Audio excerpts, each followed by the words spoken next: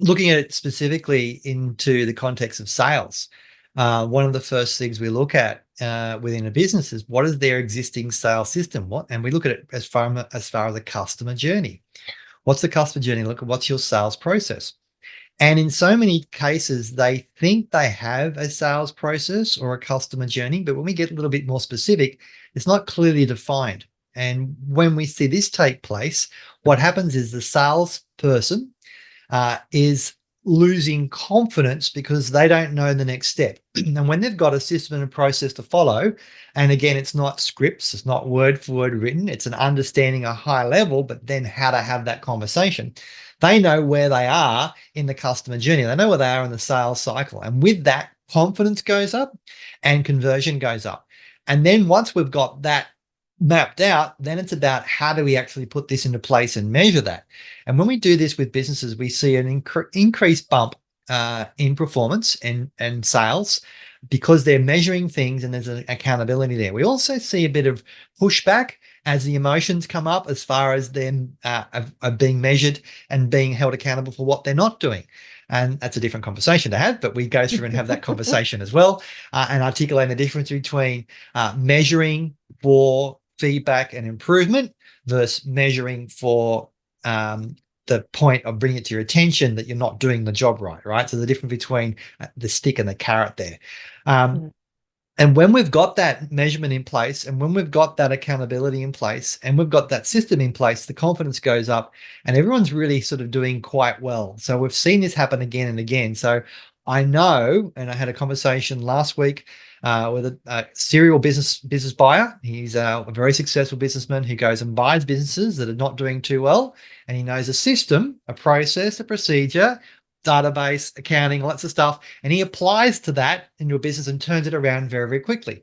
The thing that he can't change and do is create a system in someone's head to be able to be the best version of themselves. And he needs to be able to work how to nurture that. So he gets all the process and procedures right with that business, but he's left with then bringing people along on the journey, which ends up being a conversation around sales, a conversation around leadership, and dealing with the lack thereof of understanding their system. And when I looked at it with this particular person, he didn't actually have a system that was clearly defined, and it was quite clearly bleeding a lot of time out of the team by going off and doing all these quotes and measures without actually getting the sale converted, because they've probably just spent a lot of time doing quotes and measures with people who are never going to buy in the first place because they were busy being busy.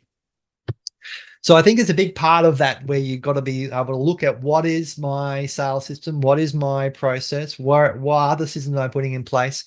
Can I keep it simple? Can I keep it clear? How can I have engagement and ownership of the team along the way? How can I make sure that I've got measures and levers? And how can I get visibility on things that are going wrong before it becomes a problem? All right. Because sometimes we have problems and things that go wrong, and then becomes a problem with a customer. We hear about it and we didn't see the things that are all leading up to that. So what can we do to make sure we've got visibility and accountability on things that lead up to that? So we're ahead of a potential problem that comes to us by catching it internal. If we don't have a way of being able to do that, if we're not slowing down to speed up to look at that, if we're not having conversations with team, if we're not looking at the feedback that we're getting, then we're going to be constantly doing the program of whack-a-mole on problems as they come up and not see ways in which we can actually get ahead where we want to go.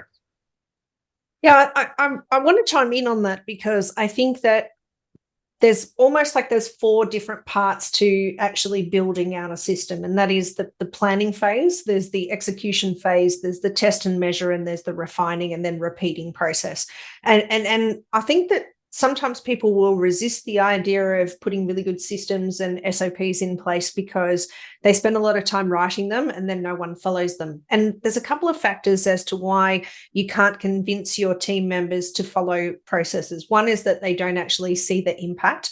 One of the things that we've seen in our multi-tiered leadership programs is that sometimes, you know, senior leaders can have an agenda around what they want to do for the business. And then you've got people who are on the front line doing the work that don't see the connection to why step 4A in the system actually matters, to make sure that there's not a great big consequence, you know, that can be seen by senior leadership. So I think that process of actually enrolling the team and getting them involved for two reasons. One, that they can understand the consequences and the rewards of following the system, because let's face it, if step 4A, for instance, isn't followed, it might result in 3 or 4 hours of reworking for that team member later down the track. But they didn't know that when they skipped step 4A. So I think having an understanding and that communication, as you talked about, but then also too, if a system is being created, it's important for people who are in senior leadership or perhaps are developing the strategy for the business to actually have conversations with their team members about what the impact of doing the role is from start to finish on a day-to-day basis.